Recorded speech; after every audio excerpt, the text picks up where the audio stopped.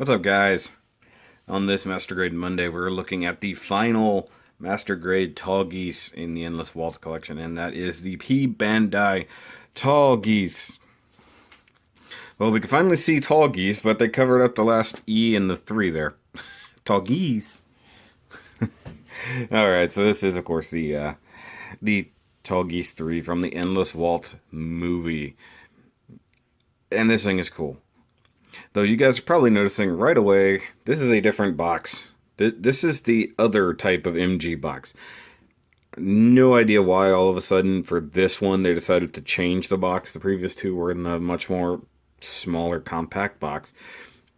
90% of it is the exact same kit. There's almost nothing different. You know, only the shield and the gun were the only different runners. So there was no need to change the box, Bandai. What the heck? Anyways, so you do get, of course, the monochrome, actually a very nice blue. It's a different blue than the Tallgeese 2 was, but I like this colorization here. You do get the great image here of the Tallgeese 3 firing off its giant cannon. It got rid of the Dober gun and adopted this huge, I don't know if it's a Mega Buster. It's not the same as the Buster rifles, but it's just as powerful and just very, very different design, and it's just cool. And of course, you see here it does have the cool heat whip tail thingy from Epion. That's pretty cool. And yeah, not much else different going on here. So you got the Endless Waltz logo there, MG logo there, Bandai logo there. Turn the box over. You do get the cool like 80s, 70s kind of thing there with the stars in the background. I really like that. It's actually pretty cool. Come down here. Yay for everything down this side. Come right here. Same thing as the other side. Though, oh, I'm running out of room here. You do get all the warnings and a 4,500 yen. Man, I wish. But unlike on the 2, you don't get any product shots. You only get combinations of the box art. Oh, hey. Gundam.info. Yay! Alright. So that's going to be it for this box. And yeah, I had to make it upside down. Actually, it's almost easier to read Tallgeese now. Tallgeese. That's what it is. It's the Tallgeese. Yay. Alright, let's go ahead and get this display out here.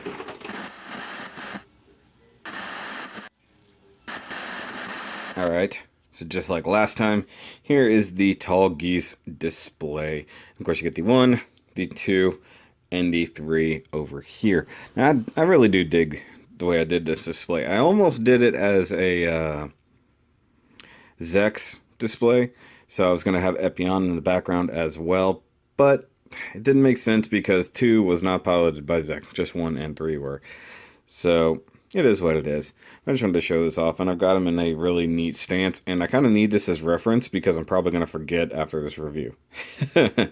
Alright, so let's go ahead and get this guy off the stand and take a look at him. Alright guys, now we've got him down here by himself. And this thing is wicked. And there's actually some good differences with this compared to the originals. And I guess in the story of it, and I had to wiki this to really find it out. Apparently, I guess after the final battle of the series, Zex discovered that there was a third Tallgeese frame that Trey's was actually building up.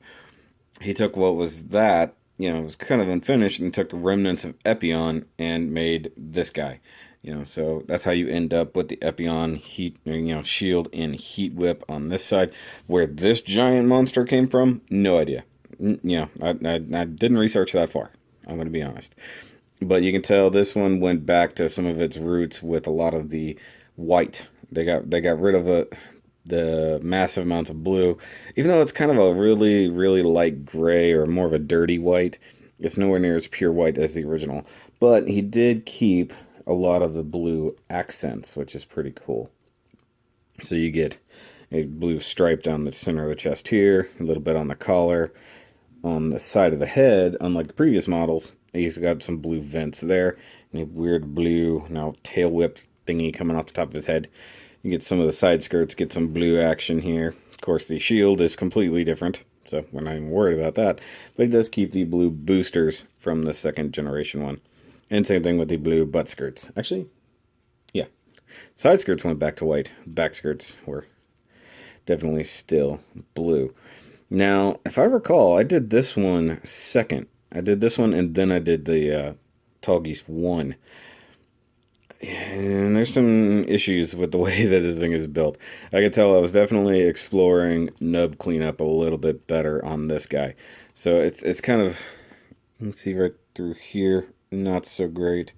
Same thing right there. Now, if you guys know, you've been building any amount of time, blue is one of those annoying colors to try to clean up.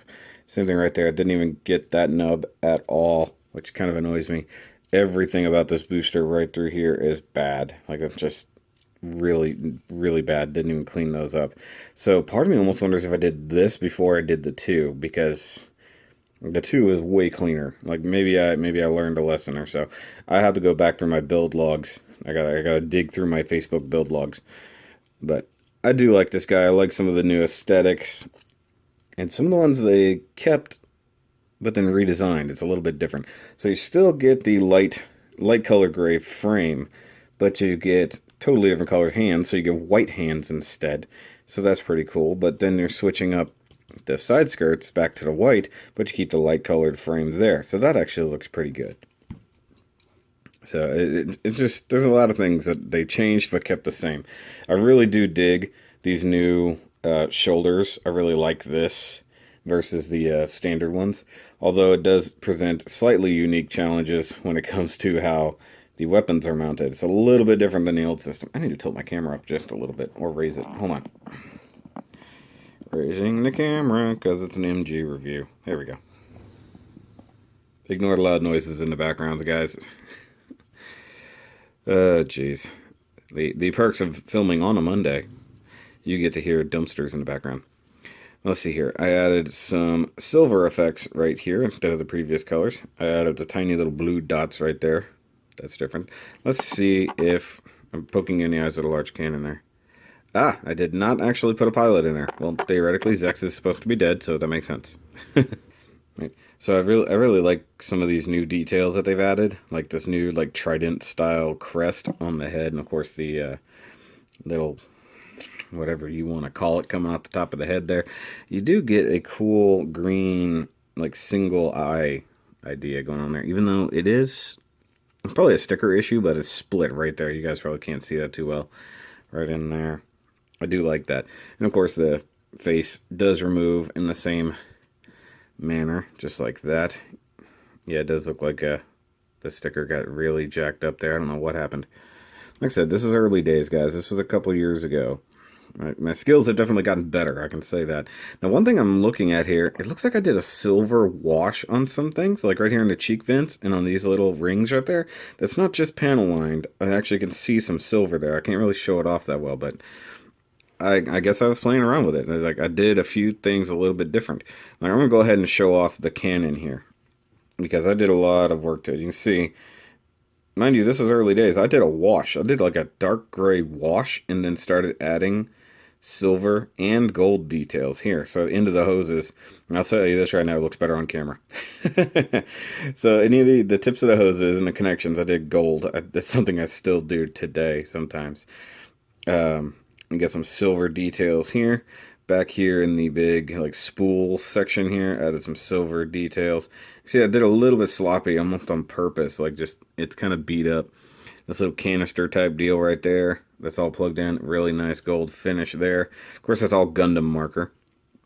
And one thing I dig about this cannon, it does have extension gimmicks, though I did a silver wash here, but clearly didn't match it on the bottom. So just like in the movie, it does get longer and shorter. So it does have a compact mode, and then of course it opens up and extends again. I like this gimmick. It's actually easier to close than to open. So you got the sliding thingy, and then you extend it, and then you add awesome effects right here for the shooting. Yay. And it is mounted on the same really stupid kind of compound joint right here. And it is what it is, but I'm always wary of this generation of plastics. Like, they have broken on me so many times, usually in just construction. So I'm always very wary of that. we can take a look at the shield. Now, it is kind of a pain in the butt to remove, so I may just leave it on here. But we'll see here if the ball joint will actually let it go or not. Nope, doesn't look like it will, so I'm not going to fight it. Like I said, don't want to press my luck on that. Oh, you do get beam saber storage, as before. You do get the folding handle, as before. And I did some blue. Look at that. I painted the blue on the inside there. That must have been gray.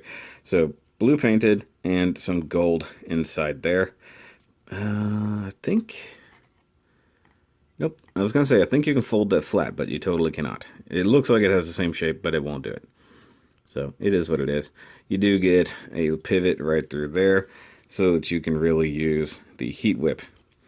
Now, the thing with the heat whip, I actually, of course, detailed that. So, I was having fun playing around with this. So, that's got a mixture of some grays and some silvers all over that. And of course, it would just be the standard light gray as it is on here. And inside... I did some red wash. Now, this isn't the full length one. They do give you probably like 12 or 13, something like that, all these links. And you can remove and add them as you would. And whenever I get around to doing the Epion review, you'll see how I did those as well. So you can see I did all this. But, of course, it is supposed to be able to compact, technically speaking, if I can get this guy out. Whew. Man, when you got a plastic thing stuck in there like that, that is very, very scary when it finally lets go. Looks like this guy has issues with falling over just like his sibling does. Okay, you're going to want to lean forward. There we go. Now you can, of course, remove just the point of the tail, like so. And that's in its magical retracted mode. So, the complete lack of tail mode, which makes absolutely no sense that it can retract this. Like, I guess sort of in the cone shape, they all fit inside each other, but still, there's no way that, 30 feet of this fits inside here. It just does not happen. I'm sorry. Anime logic and magic. So you get the cool, like, spearhead there, and you can just throw the tail off to the back. So, it's pretty cool. I do like this guy. I always really loved the 3. And I know that there's like a Dragon Momoko version that's pretty cool. I won't deny that. But I've always enjoyed this version. Oh, and I really never showed it off, I think, on the other ones. But it does get this weird reverse crotch thruster here. And it did some really nice gold effect in there. That was one of the better gold markers I had in that generation. The silver around here, not so much. But the gold, really, really nice. These thrusters, man. I don't know what I did here. Let's see if I got this one equal. Oh, okay. I did a lot of paint work inside this thruster. Look at that. So I added some gold and blue. That actually looks really good. Not gonna lie. I color matched that. Very nice.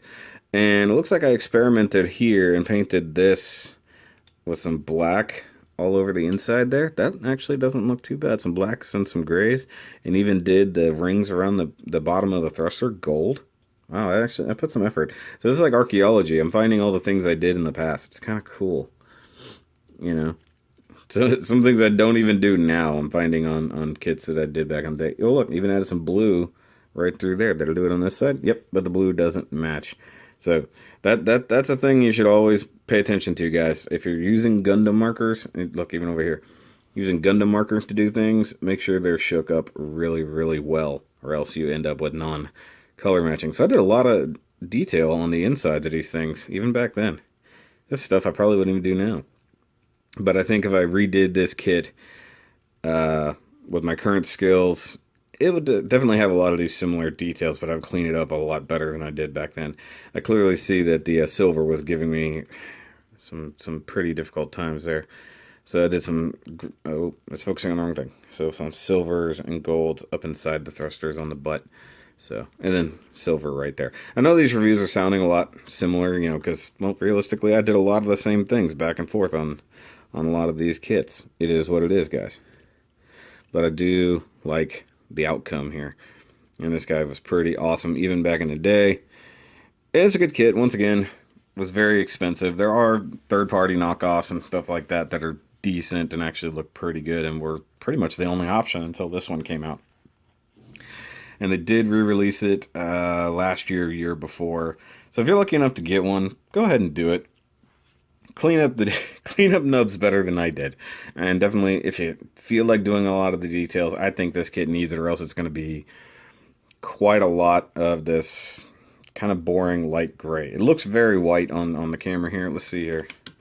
That's more the actual color. This bluish LED here definitely tints things a little bit differently. So that's it for the Tallgeese 3 review, guys. If you enjoyed this, if you want to see more of my wing kits, because I have all of the Wing Gundams, at least the old ones, the new P Bandais. Some of you guys should know the story about that by now. But anyways, if you guys want to see more of my wing kits come up soon, let me know in the description down below. I have plenty of master grades to get through from Unicorn, Wing, Build Fighters, you know, any of the last few series. You've seen my 00 master grades already, so can't go there. Now, next week I'll do a little bit of a teaser right up here in this top corner. Little teaser right there for the upcoming master grade after this week. And you guys stick around for that. And yeah, and I will catch you guys on the next review. Remember, as always, keep on building.